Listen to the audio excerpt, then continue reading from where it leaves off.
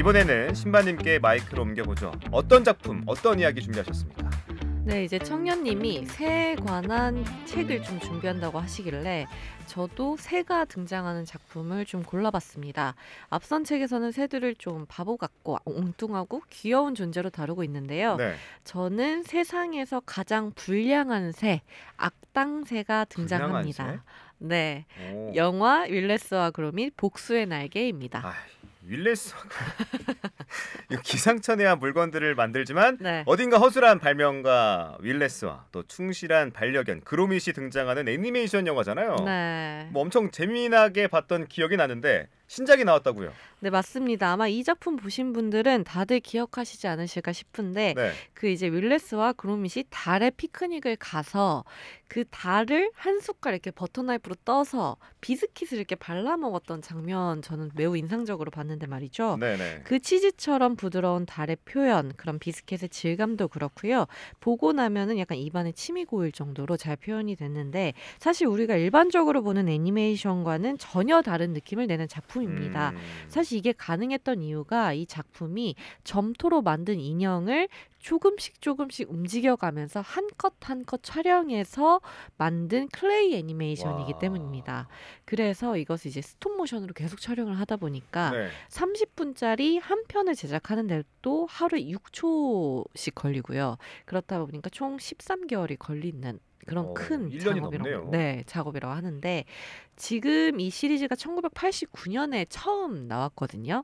그러면 지금까지 단편이 4편, 장편이 이번 작품까지 포함해서 총 2편이 나왔는데 이렇게 오랜 기간 촬영을 하다 보니까 그 하나하나 방영 시기 사이의 공백이 평균 4, 5년 정도 걸리는 작품입니다. 마치 장인이 한 땀 한 땀 바느질을 해가면서 만든 수제 명품과 똑같은 시리즈인데요. 네, 오늘 소개해드릴 복수의 날개 2편 같은 경우는 전작 이후에 무려 16년 만에 공개된 신작이고요. 네. 1시간 20분짜리 장편인데다가 등장인물들의 어떤 움직임뿐만 아니라 꽃잎이 떨어지고 물이 찰랑거리는 장면까지 정교하고 섬세하게 묘사를 해서 정말 탄성을 자아낼 정도입니다. 사실 이전의 애니메이션에서는 윌레스나 그로밋에 자세히 보시면 지문이 조금 남아있기도 했었어요. 왜냐면 그 움직여야 되니까. 근데 이번 편에는 전혀 그런 것 없이 완벽한 작품이 만들어졌고 그 집요함과 그 노고에 찬사를 보내지 않을 수 없습니다. 네, 저도 잠깐 예고편 영상을 찾아봤는데 어떻게 저렇게까지 만들었을까 싶을 정도로 움직임이 부드럽고 정교합니다. 놀라웠는데 자, 그 기술적 성취만큼이나 이 시리즈 기발한 상상력과 유머가 또 돋보이는 작품 아니겠습니까? 작품 속으로 좀 들어가 보죠.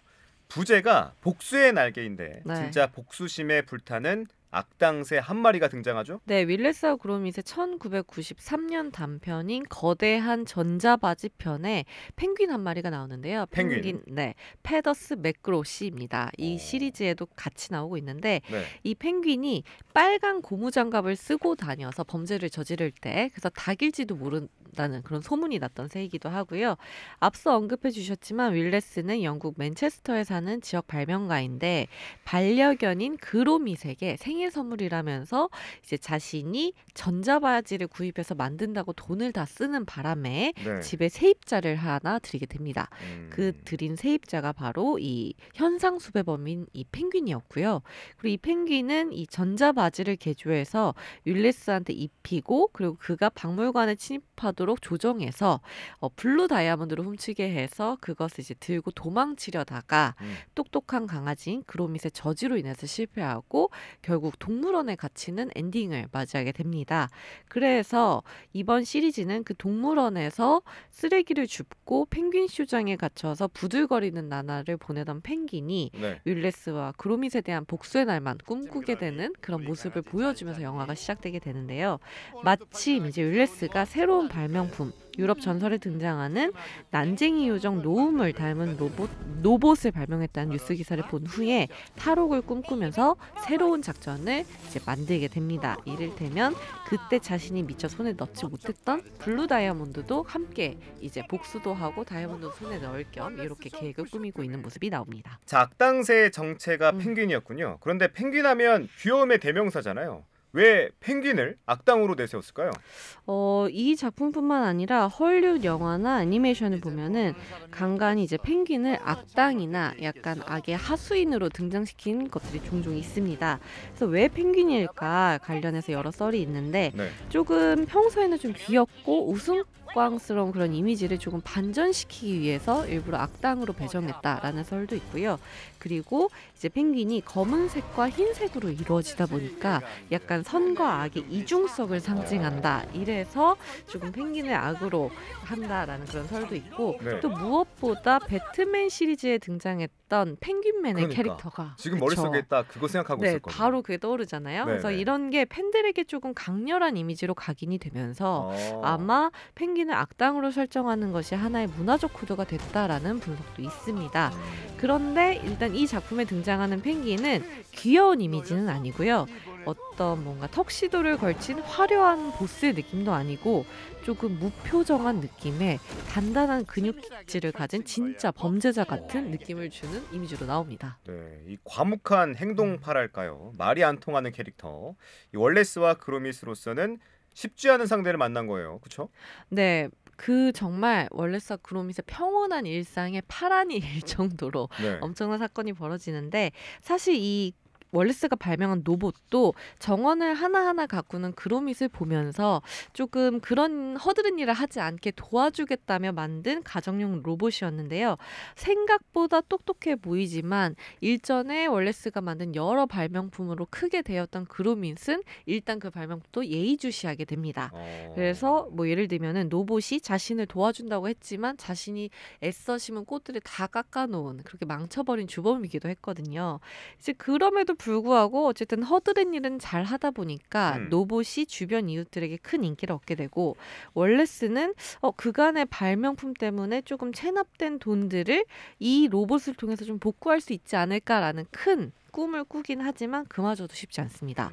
왜냐하면 충전을 하려고 꽂아놓은 이제 로봇이 그 컴퓨터와 연결이 되었을 때 펭귄이 그 컴퓨터를 해킹을 하는 바람에 로봇을 사악한 로봇으로 프로토콜을 완전 변경하거든요. 그렇다 보니까 이제 월레스는 이 꿈에도 이 일을 모르고 이 로봇 부대들을 이웃에게 전부 다 대여를 해주고요. 네. 로봇은 그 안에서 본격적으로 일을 벌이기 시작하는 모습이 나옵니다. 예를 들면 음. 허드렛 일을 하러 간 남의 정원에서 장비들, 뭐 주물로 된 문, 욕조 같은 걸 이제 몰래 훔쳐오고 이제 펭귄을 동물원에서 구해내기 위한 잠수함을 만들고 도망가게 됐는데요. 네. 이에 대해 꿈에도 몰랐던 월레스는 당연히 이웃들로부터 칭송과 찬사를 받을 거라고 예상하지만 그의 기대와는 다르게 이웃들이 전부 쫓아와서 도둑놈 물러가라고 이제 항의를 하는 모습이 바로 이어집니다. 네, 이 단순한 근육질 악당인 줄 알았는데 컴퓨터 해킹까지 하는 지능범이었습니다. 네. 근데 여기에 맞서서 사실상 문제를 해결하는 건 이 반려견 그로밋이에요. 맞아요. 항상 월레스는 사고를 치고 그로밋은 수습을 하고 네. 이렇게 둘이 콤비를 이루는데요.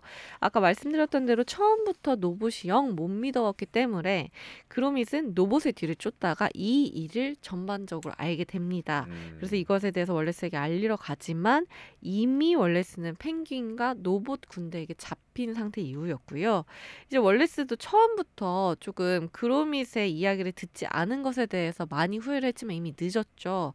그리고 늦은 것도 어쨌든 다시 되돌려 잡아야 되니까 펭귄과 로봇 부대 그리고 모두를 이제 막 쫓기 위해서 추격 대작전을 벌이는 모습이 나오는데 이전 시리즈가 주로 도시의 모습을 배경으로 삼았다면 이번에는 운하나 강, 기차 다양한 배경을 중심으로 추격전을 벌이는데요. 네.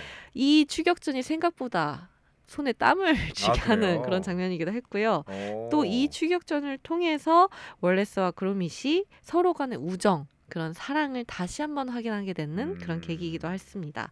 사실 그로밋은 어떤 월레스가 만들어준 로봇이 아니라 직접 쓰다듬는 손길 한 번이 필요했던 것인데 이제 그것도 모르고 자기는 이제 그로밋의 일을 줄인다면 로봇만 자꾸 주었으니 뭔가 그런 애틋했던 마음을 이런 위기 상황에서 이해했던 모습이 나오기도 하고요. 그리고 가장 기본적인 것인데 가장 중요한 것을 놓치고 있었던 그런 모습을 이제 월레스도 반성하는 모습이 나오기도 합니다. 물론 이제 결말에서 네. 다른 시리즈를 준비를 하는지 모르겠지만 펭귄을 다시 동물원에 잡아넣지는 못합니다. 그럼에도 불구하고 이제 월레스와 그로미 씨 지금껏 쌓였던 오해와 누명을 벗게 되고요. 또 빼앗길 뻔했던 블루 다이아몬드도 다시 박물관으로 돌려주고 노봇도 다시 착한 로봇으로 세팅되면서 이를 도와주면서 영화는 권선징악으로 마무리가 되기는 하지만 90분도 안 되는 짧은 러닝타임 동안 정말 다양한 감정과 가치들을 느낄 수 있었던 영화였습니다. 네, 이 관객들의 반응도 좋고요. 네. 평단에서도 호평을 받았다고 들었습니다. 오스카상 후보작으로도 선정이 됐네요. 네, 먼저 영국 아카데미 BAFTA에서 장편 애니메이션상을 받았는데요. 네. 이 포토월에서 이번 시리즈의 주인공이었던 월레스와 그로미 그리고 노봇이 포토타임을 가지는 모습이 공개되어서 웃음을 불러일으켰습니다. 또한 펭귄도 그 시상식에 몰래 참여해서 사진 한 장 남겼던 모습도 함께 공개됐고요. 귀엽네요. 그리고 말씀하신 대로 아카데미상 장편 애니메이션 부문 후보에도 현재 올라와 있는 상태입니다. 그리고 이제 영국에서 만들어졌던 애니메이션이니만큼 영국인으로 놓칠 수 없는 문화, 티타임 문화도 애니메이션 내내 잔잔하게 이제 흐르고 있고요. 또 똑똑한 강아지인 그로밋이 읽는 책들이 화제를 불러일으키기도 했습니다.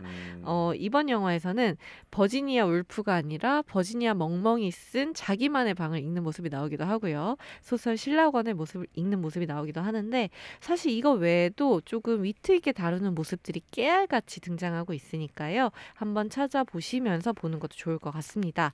또 무엇보다 영화 자체의 스토리나 메인 주제도 좋다 보니까 오랜만에 가족끼리 함께 볼 만한 그런 영화로 추천드리고요. 그렇네요. 또 저와 비슷한 세대인 분들은 오랜만에 이 월레스와 그로미 보시면서 함께 추억여행 떠나보셔도 좋을 것 같습니다. 자, 이 작품은 극장 개봉 없이 TV 방영 그리고 온라인 스트리밍으로 서비스를 하고 있습니다. 무려 16년 만에 돌아온 월레스와 그로미 시리즈의 신작 복수의 날개까지 오늘도 좋은 책과 영화 만나봤습니다.